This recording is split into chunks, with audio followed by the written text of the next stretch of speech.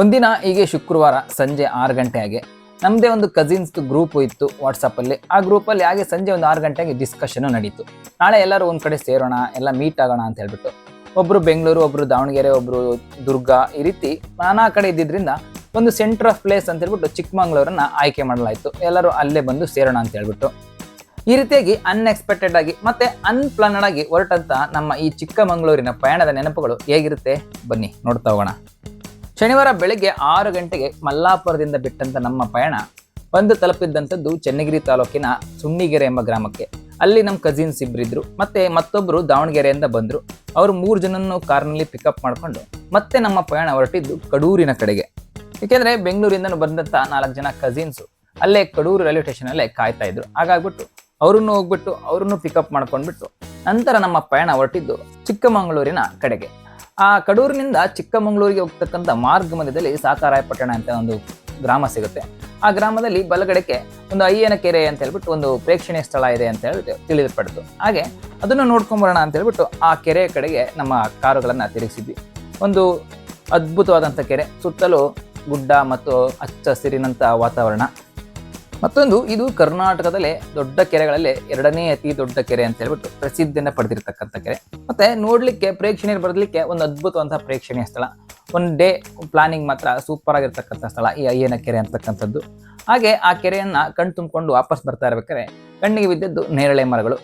ನೇರಳೆ ಅಂದ ತಕ್ಷಣನೇ ಬಾಯಲ್ಲಿ ನೀರು ಬರ್ತು ಕಾಮನ್. ಹಾಗಾಗ್ಬಿಟ್ಟು ಅಲ್ಲೇ ನಿಲ್ಲಿಸ್ಬಿಟ್ಟು ಅಷ್ಟರು ಸೇರ್ಕೊಂಡು ಆ ನೇರಳೆ ಹಣ್ಣನ್ನ ಹರಿದು ತಿಂದಿದ್ದೇ ಒಂದು ಅದ್ಭುತವಾದಂಥ ನೆನಪುಗಳನ್ನ ಕಣ್ಣಲ್ಲಿ ಕಟ್ಕೊಡ್ತು. ಯಾಕೆಂದರೆ ಕಸಿನ್ಸ್ ಎಲ್ಲ ಕೆಲಸಗಳ ಒತ್ತಡಗಳನ್ನು ಬಿಟ್ಟು ಒಂದು ಜೊತೆಗೆ ಸೇರಿರ್ತಕ್ಕಂಥದ್ದೇ ಒಂದು ಖುಷಿ. ಆದರೆ ಈ ರೀತಿ ನೇರಳೆ ಹಣ್ಣನ್ನು ಎಲ್ಲರೂ ಸೇರಿ ಕಿತ್ತು ತಿಂದಿದ್ದಂತೂ ಇನ್ನೂ ಅದ್ಭುತವಾದಂಥ ಜೀವನದಲ್ಲಿ ಮರೆಯಲಾದ ನೆನಪುಗಳನ್ನು ಕಟ್ಟಿಕೊಡ್ತು. ಈ ನೇರಳೆ ಹಣ್ಣುಗಳನ್ನು ತಿಂದು ಮುಗಿಸಿ ನಮ್ಮ ಪಯಣ ಮತ್ತೆ ಹೊರಟಿದ್ದು ಚಿಕ್ಕಮಗಳೂರಿನ ಕಡೆಗೆ. ಏಕೆಂದರೆ ಅಲ್ಲಿಗೆ ಹೋಗ್ಬಿಟ್ಟು ಒಂದು ರೆಸಾರ್ಟ್ ಮಾಡೋಣ ಅಂತ ಹೇಳ್ಬಿಟ್ಟು ಒಂದು ಪ್ಲಾನಿಂಗಲ್ಲಿದ್ವಿ. ಬಟ್ ನಾವು ಹೋಗಿದ್ದು ಶನಿವಾರ ಆಗಿದ್ದರಿಂದ ಒಂದು ರೆಸಾರ್ಟ್ಗಳು ಎಲ್ಲೂ ಸಿಗ್ತಾ ಇರಲಿಲ್ಲ. ಆಮೇಲೆ ಎಲ್ಲ ಕಾಸ್ಟ್ಲಿ ಇದ್ವು, ಪರ್ ಹೆಡ್ 2,500 3,000 ಆ ರೀತಿ ಇದ್ವು.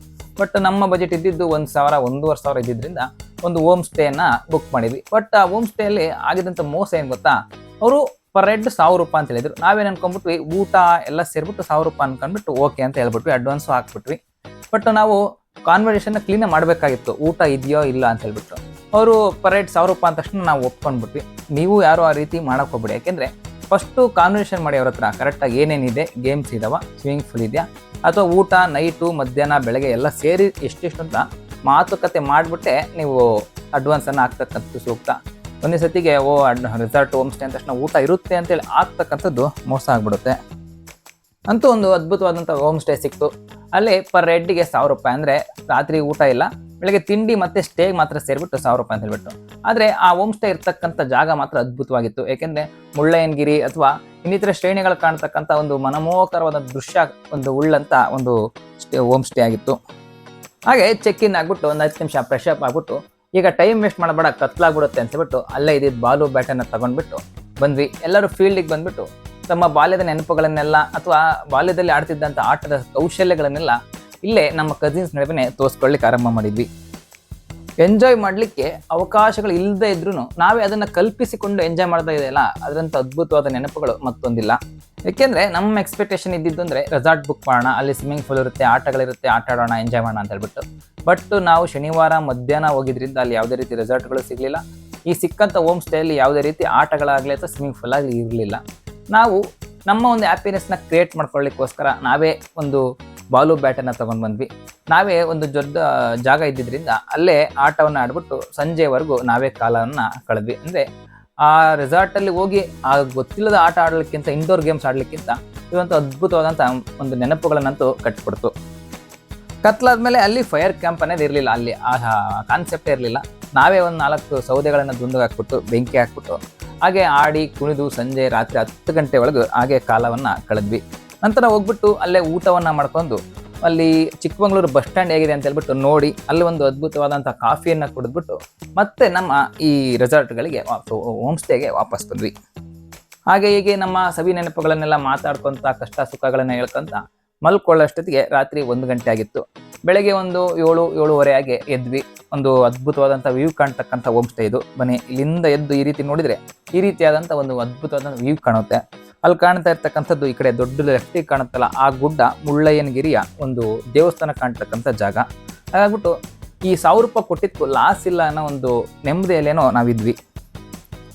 ಹಾಗೆ ಚೆಕ್ ಇನ್ ಆಗ್ಲಿಕ್ಕೆ ಹೇಗೋ 11 ಗಂಟೆ ಅಥವಾ 12 ಗಂಟೆ ತನಕ ಟೈಮ್ ಇತ್ತು.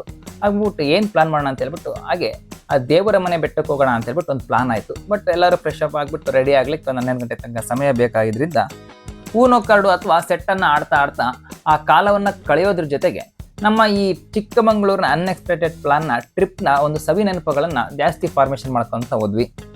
ಹಾಗೆ ಚೆಕ್ಔಟ್ ಆಗ್ತಕ್ಕಂಥ ಸಮಯ ಬಂತು. ಆ ಹೋಮ್ ಸ್ಟೇಲಿ ಇದ್ದಂಥ ಏನೇನು ಬೇಕಾದಂಥ ವಸ್ತುಗಳನ್ನೆಲ್ಲ ಕಾರಿಗೆ ತಾಮಂತ ತುಂಬ್ಕೊಂಡ್ವಿ. ಹಂಗಂತ ಅನ್ಕೊಳಕ್ಕೆ ಹೋಗ್ಬಿಡಿ, ಸುಮ್ಮನೆ ರೀಲ್ಸ್ಗೋಸ್ಕರ ಈ ರೀತಿ ಬೇಕಾದಂಥ ವಸ್ತುಗಳನ್ನು ತಗೊಂಬಂದು ಈ ರೀತಿ ಸಮಯದಲ್ಲಿ ಒಂದು ರೀಲ್ಸನ್ನು ಸಹಿತ ಮಾಡಿಕೊಂಡ್ವಿ. ಈ ರೀತಿಯಾಗಿ ಒಂದು ಹೋಮ್ ಸ್ಟೇಯಲ್ಲಿ ಖುಷಿಯಾಗಿ ಕಾಲ ಕಳೆದ್ಬಿಟ್ಟು ಅವರ ಒಂದು ಟಿಫನ್ ಸೆಂಟ್ರಿಗೆ ಹೋದ್ವಿ. ಅಂದರೆ ಅವರ ಮನೆಯಲ್ಲೇ ಟಿಫನನ್ನು ಇರ್ತಕ್ಕಂಥದ್ದು. ಅಲ್ಲಿ ಆ ಹೋಮ್ ಸ್ಟೇಲಿ ಕೊಟ್ಟಂಥ ಇಡ್ಲಿ ಮಾತ್ರ ನಮ್ಮ ಜೀವನದಲ್ಲಿ ಎಂದೂ ತಿಂದೇ ಇರತಕ್ಕಂಥ ಒಂದು ಅದ್ಭುತವಾದಂಥ ಇಡ್ಲಿಗಳಾಗಿದ್ವು. ಏಕೆಂದರೆ ಅಷ್ಟು ಸ್ಮೂತ್ ಆಗಿದ್ವು. ಚಟ್ನಿ ಸಾಂಬಾರ್ ಜೊತೆಗೆ ಒಂದು ಹೊಸ ಒಂದು ಎಕ್ಸ್ಪೀರಿಯನ್ಸನ್ನು ಕೊಡ್ತು. ಇಡ್ಲಿಯಲ್ಲೇ ಈ ರೀತಿ ಇಡ್ಲಿ ಇರುತ್ತಾ ಅನ್ನೋ ಒಂದು ಎಕ್ಸ್ಪೀರಿಯನ್ಸ್ ಕೊಡ್ತು. ಈ ರೀತಿಯಾಗಿ ಇಡ್ಲಿಯನ್ನು ತಿಂದ್ಬಿಟ್ಟು ಆ ಹೋಮ್ ಸ್ಟೇಯಿಂದ ಚೆಕ್ಔಟ್ ಆದ್ವಿ. ಚಿಕ್ಕಮಗಳೂರಿನ ಈ ಹೋಮ್ ಸ್ಟೇಯಿಂದ ಚೆಕ್ಔಟ್ ಆದ ನಂತರ ನಮ್ಮ ಪಯಣ ಹೊರಟಿದ್ದು ಮೂಡಿಗೆರೆಯ ಕಡೆಗೆ. ಏಕೆಂದರೆ ದೇವರ ಮನೆಯ ಬೆಟ್ಟ ಇರ್ತಕ್ಕಂಥದ್ದು ಮೂಡಿಗೆರೆಯಿಂದ ಒಂದು 25 ಕಿಲೋಮೀಟರ್ ದೂರದಲ್ಲಿ ಒಂದು ಅದ್ಭುತವಾದಂಥ ಜಾಗ. ಯಾಕೆಂದರೆ ಸುತ್ತಲೂ ಒಂದು ಕಾಫಿ ತೋಟಗಳ ನಡುವೆ ಒಂದು ರಮಣೀಯವಾದಂಥ ಶ್ರೇಣಿಗಳ ಸಾಲನ್ನು ವೀಕ್ಷಿಸ್ತಕ್ಕಂಥದ್ದೇ ಈ ದೇವರ ಮನೆಯ ಬೆಟ್ಟದ ಒಂದು ವಿಶೇಷತೆ. ಅಲ್ಲಿಗೆ ಹೋಗ್ತಕ್ಕಂಥ ಆ ದಾರಿನೂ ಸಹಿತ ಅದ್ಭುತವಾಗಿದೆ. ಬಟ್ ರೋಡ್ ಚೆನ್ನಾಗಿಲ್ಲ, ಸುತ್ತಮುತ್ತ ವಾತಾವರಣ ಮಾತ್ರ ಚೆನ್ನಾಗಿದೆ. ರೋಡಲ್ಲಿ ಹೋಗ್ತಕ್ಕಂಥ ಗಾಡಿಗಳಿಗೆ ತುಂಬ ಹುಷಾರಾಗಿ ಓಡಿಸ್ಬೇಕಾಗುತ್ತೆ ಡ್ರೈವರ್ಗಳು ಅಂತ ಒಂದು ಸಣ್ಣದಾದ ಮತ್ತು ಕಿರಿದಾದಂಥ ದಾರಿ, ಆ ದೇವರ ಮನೆಗೆ ಹೋಗ್ತಕ್ಕಂಥ ದಾರಿ. ಮೊದಲೇ ನಾವು ಹೋಗಿದ್ದು ವೀಕೆಂಡಲ್ಲಿ, ಆದ್ದರಿಂದ ಅದರಲ್ಲೂ ಭಾನುವಾರ ಆಗಿದ್ದರಿಂದ ಅತಿ ಹೆಚ್ಚು ಅಲ್ಲಿ ಜನಸಂದಣಿ ಅಂತಕ್ಕಂಥದ್ದು ತುಂಬ ಇರುತ್ತೆ. ಅಂದರೆ ಅಲ್ಲಿ ಟ್ರಾಫಿಕ್ ಸಹಿತ ಸಣ್ಣ ರೋಡು, ಆ ಕಡೆಯಿಂದ ಈ ಕಡೆಯಿಂದ ವೆಹಿಕಲ್ಸ್ಗಳು ಬರ್ತಾನೆ ಇರ್ತವೆ ಹೋಗ್ತಾನೆ ಇರ್ತವೆ. ನೀವು ವೀಕ್ ಡೇಸಲ್ಲಿ ಹೋದರೆ ಆರಾಮಾಗಿ ಹೋಗ್ಬಿಟ್ಟು ಈ ದೇವರ ಮನೆಯ ಬೆಟ್ಟವನ್ನು ದರ್ಶನ ಮಾಡ್ಕೊಂಡು ಬರ್ಬೋದು. ನಾವು ಹೋಗಿದ್ದು ಭಾನುವಾರದ, ಅದು ಮಧ್ಯಾಹ್ನದ ಸಮಯ ಆಗಿದ್ದರಿಂದ ನಾವು ಹೋಗೋ ಅಷ್ಟರಲ್ಲಿಗೆ ನೂರಾರು ಕಾರುಗಳು, ಸಾವಿರಾರು ಪ್ರೇಕ್ಷಕರು ಅಲ್ಲಿ ಆಲ್ರೆಡಿ ಆ ದೇವರ ಮನೆ ಬೆಟ್ಟವನ್ನು ಆವರಿಸ್ಕೊಂಡ್ಬಿಟ್ಟಿದ್ರು. ನಾವು ಹೋಗಿ ಅಲ್ಲಿ ಕಾರ್ ಇಳಿದಾಗ ಒಂದು ಮಳೆಯೂ ಸಹಿತ ಇರಲಿಲ್ಲ, ಮತ್ತು ಯಾವುದೇ ರೀತಿ ಫಾಗ್ ಸಹಿತ ಇರಲಿಲ್ಲ. ನಾವು ಒಂದು 10 ನಿಮಿಷ ಕಾಲಹರಣ ಮಾಡ್ಬಿಟ್ಟು ಬೇಗನೆ ಹೋಗಿದ್ರೆ ಒಂದು ಒಳ್ಳೆ ವ್ಯೂ ಪಾಯಿಂಟ್ ಸಿಕ್ತಿತ್ತೇನೋ. ಬಟ್ ಇನ್ನೊಂದು ಕಾರ್ಡು ಬರಲಿಕ್ಕೆ ಕಾಯ್ತಾ ಒಂದು ಅರ್ಧ ಗಂಟೆಗಳ ಕಾಲ ಇಲ್ಲೇ ಕೆಳಗೆ ಕಾಲವನ್ನು ಕಳೆದ್ವಿ. ನಂತರ ಒಂದು ಕಿಲೋಮೀಟರ್ ಆಗಲ್ಲ ಟ್ರೆಕ್ಕಿಂಗ್, ಒಂದು 700-800 ಮೀಟರ್ ಇರ್ಬೋದಷ್ಟೇ. ಮೇಲೆ ಒಂದು ಬೆಟ್ಟವನ್ನು ಹತ್ತಿದ್ರೆ ಆ ಕಡೆ ಮೂಡಿಗೆರೆ ಭಾಗದ ಆ ಪಶ್ಚಿಮ ಘಟ್ಟಗಳ ಶ್ರೇಣಿ ಅಂತಕ್ಕಂಥದ್ದು ಕಾಣುತ್ತೆ. ನೀವು ಅಲ್ಲಿಗೆ ನಡ್ಕೊಂಡು ಹೋದಾಗ ಇದೆಯಲ್ಲ, ಅಲ್ಲಿ ಕಾಣ್ತಕ್ಕಂಥದ್ದು ಒಂದು ಅದ್ಭುತವಾದಂಥ ವ್ಯೂ ಪಾಯಿಂಟು. ಬಟ್ ನಾವು ಹೋದಂಥ ಸಮಯಕ್ಕೆ ಅಲ್ಲಿ ಆಲ್ರೆಡಿ ಫಾಗ್ ಬಂದ್ಬಿಡ್ತು. 1 ಗಂಟೆ ಆದರೂ ಅಲ್ಲಿ ಕ್ಲಿಯರೇ ಆಗಲಿಲ್ಲ. ಒಂದು ಅರ್ಧಂಬರ್ಧ ಮಾತ್ರ ಆ ವ್ಯೂ ಅನ್ನೋದು ಕಾಣ್ತು. ಅದೃಷ್ಟ ಇದ್ದರೆ ಬೇಗ ಒಂದು 5 ನಿಮಿಷಕ್ಕೆ ಆ ಮೋಡ ಅಂತಕ್ಕಂಥ ಅಥವಾ ಮಂಜು ಅಂತಕ್ಕಂಥದ್ದು ಕ್ಲಿಯರ್ ಆಗಿಬಿಡುತ್ತೆ.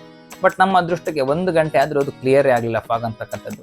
ಹಾಗಾಗ್ಬಿಟ್ಟು ಅಲ್ಲೇ ಕಾಲನೂ ಆಗಿದ್ದರಿಂದ 3 ಗಂಟೆ 4 ಗಂಟೆ ಸಮಯ ಆಗಿದ್ದರಿಂದ ಟ್ರೈನಿಗೆ ಒಂದು ಲೇಟ್ ಆಗಿಬಿಡುತ್ತೆ ಅಂತ ಹೇಳ್ಬಿಟ್ಟು ಮತ್ತೆ ನಾವು ದೇವರ ಮನೆಯ ಬೆಟ್ಟವನ್ನು ಇಳಿದ್ವಿ. ಮತ್ತೆ ಒಂದು 20 ಕಿಲೋಮೀಟ್ರು ಮತ್ತೆ ಘಾಟ್ ಸೆಕ್ಷನನ್ನು ಇಳಿದ್ಬಿಟ್ಟು ಮೂಡಿಗೆರೆಗೆ ಬಂದ್ವಿ ವಾಪಸ್ಸು.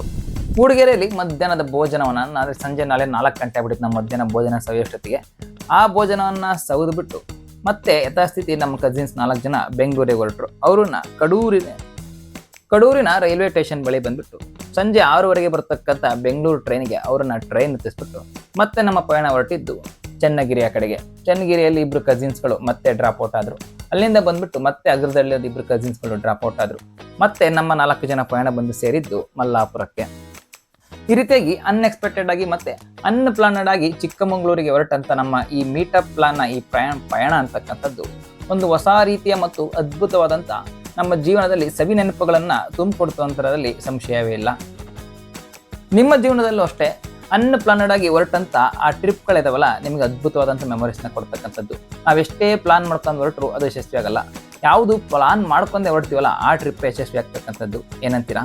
ಕಾಮೆಂಟ್ ಮಾಡಿ ತಿಳಿಸಿ. ಧನ್ಯವಾದಗಳು.